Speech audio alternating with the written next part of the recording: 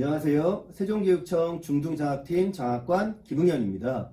1부에서는 교과 특성화학교와 교과 중점과정에 대해 전반에 대해서 살펴보았습니다. 2부에서는 교과 중점과정 중 과학 중점과정과 과학 공학 중점과정 두 가지 실제 학생 실천 사례를 안내했습니다. 3부에서는 과학 보건 중점과정, 과학 정보 중점과정 등 과학 관련 교과 중점과정을 좀 더 구체적으로 살펴보겠습니다. 과학 보건 중점 과정은 과학과 보건을 융합한 형태입니다. 보건 관련 학과는 의학, 간호, 보건 분야를 할 수 있겠죠. 의학과, 치의학과, 한의학과, 수의학과, 의공학과, 간호학과, 임상병리학과, 약학과, 물리치료과, 재활치료과, 작업치료과, 방사선과, 치기공과, 치위생과, 의생명과학과, 글로벌 바이오 메디컬 공학과 등도 있습니다. 교과는 과학을 당연히 중시합니다. 당연히 생명과학 1과 화학 1을 기본 수강합니다.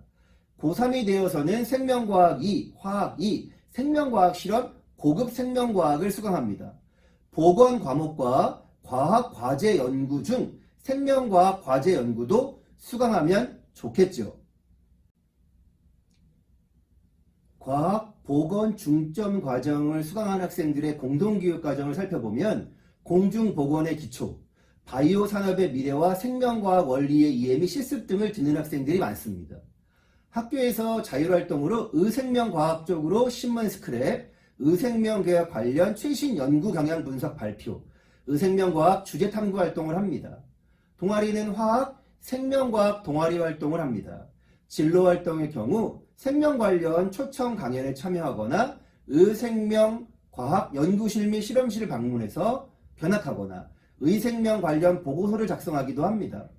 교내대회의 경우에는 통합과학 토론대회, 심화 과학 사고능력 측정대회, 과학 연구 산출물대회, 사회적 실천수기 공모대회, 생명중시 관련 토론대회에 참여하는 학생들도 있습니다. 과학 보건 중점과 유사한 형태로 생명공학 보건 중점 과정도 운영하는 학교들이 있습니다. 생화학, 시스템 생물학, 생명공학학과에 진학을 희망하는 학생들을 위한 과정이라 할 수 있겠죠. 보건, 생명과학 관련 학생들은 생활과 윤리, 생태와 환경 등 이쪽 과목에 관심을 갖기 바랍니다. 생명을 다루는 분야인 만큼 인성과 생태적 감수성을 중요하게 봅니다. 이쪽 특화된 학생의 경우 생명과학, 화학 동아리 활동을 하면서 학교 축제에서 생명과학 실험 부스를 운영하고 교내 스팀 캠프에 참여합니다. 일부 학생들은 성불평등 혹은 성평등, 윤리적 딜레마 토론 등 토론대회에 참여하는 학생들도 있습니다. 이번에는 과학 정보 중점 과정도 살펴보겠습니다. 정보 관련 진학을 꿈꾸는 학생들을 위한 중점 과정입니다. 과학 과목 중 선호하는 과목을 선택하고 정보 과목, 프로그램은 기본 수강합니다. 생활과 과학, 과학사 등을 수강한 학생들도 있습니다. 이 과정의 또 다른 변형 형태가 정보기술 중점 과정입니다. 프로그래머, 앱 개발자, 정보보안 전문가라는 직업군을 생각하는 학생들에게 적합한 과정입니다. 정보, 정보과학, 프로그래밍 과목 외에 자료구조, 공학 일반도 추천합니다. 이 학생들은 공동교육과정에서 컴퓨터 구조, 파이썬 프로그래밍 기초, C 언어 문제 해결, 로봇 프로그래밍 문제 해결, 파이썬 데이터 분석을 수강합니다. 정보 및 프로그래밍 관련 독서활동 및 발표를 자율활동으로 하고 컴퓨터, 정보 관련 동아리 활동을 합니다. 교내 대회의 경우 문제 해결 프로그래밍 대회, 소프트웨어 해커톤 대회 등에 참여합니다. 이 분야는 IT 융합 중점 과정과도 연계되기도 합니다. 이쪽에서 자연스럽게 미디어 콘텐츠, 문화 콘텐츠 전공과 관련이 되는 거죠. 이쪽을 희망하는 학생들에게는 전문 교과 중에 문화 콘텐츠 산업 일반, 미디어 콘텐츠 일반을 추천합니다. 공동교육과정에서 빅데이터 분석을 수강하는 학생들도 많습니다. 콘텐츠 관련이다 보니 벤처 창업과 관련되어 있는 동아리 활동을 하거나 창업 프로젝트 발표회 대회에 참여하기도 합니다. 자, 더불어서 소프트웨어 창의 융합 중점 과정도 살펴보겠습니다. 소프트웨어 쪽은 정보기술과 같은 하드웨어보다는 보다 인문사회 쪽에 크게 관련되어서 세계 문제와 미래사회, 사회과제연구, 현대사회의 변화 등과 같은 사회과목 수강도 병행합니다. 이쪽 희망하는 학생들은 광고 홍보, 언론 계열과 관련되기 때문에 사회문제 탐구 논술대회, 사회과학 독서 논술대회, 사회참여 실천대회 등도 좋습니다.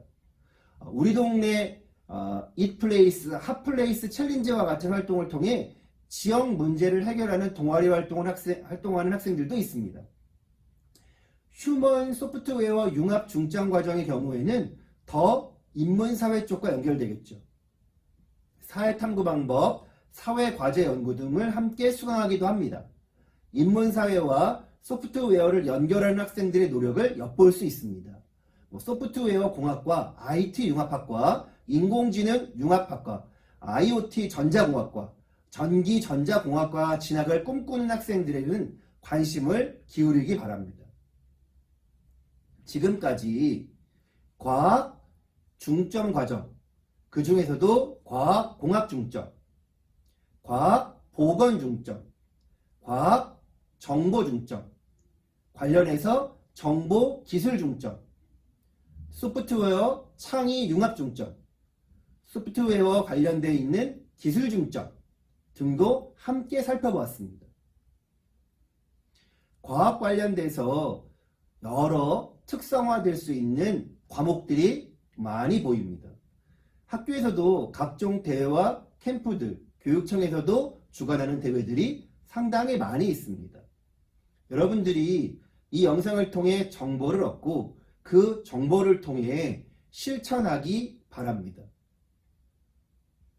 준비하고 그리고 준비한 걸 실천으로 옮기고 그것을 잘 기록하고 그것을 내 삶의 경험으로 만들어내는 것, 그것이 고등학교에서 요구하는 여러분들의 진로 진학의 방향입니다.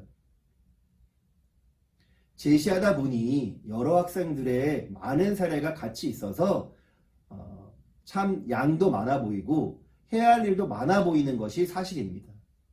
다시 한번 강조합니다. 이 중에서 여러분들에게 적합한 과정을 선택하고 그 과정에 있는 과목들, 즉 교과와 비교과 활동을 조직하고 실천하는 것입니다.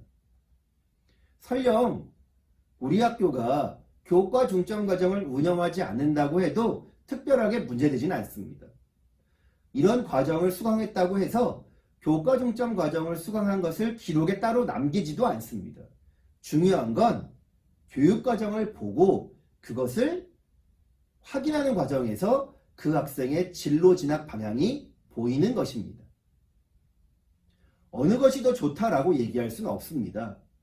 자기가 희망하고 있는 교과 중점 과정을 선택하는 데 도움이 되기 바라겠습니다. 4부, 5부에서는 사회, 인문, 예술 중점 과정에 대해 상세하게 안내토록 하겠습니다. 우리 학생들의 소중한 삶과 꿈, 그리고 성공 진학을 응원합니다. 고맙습니다.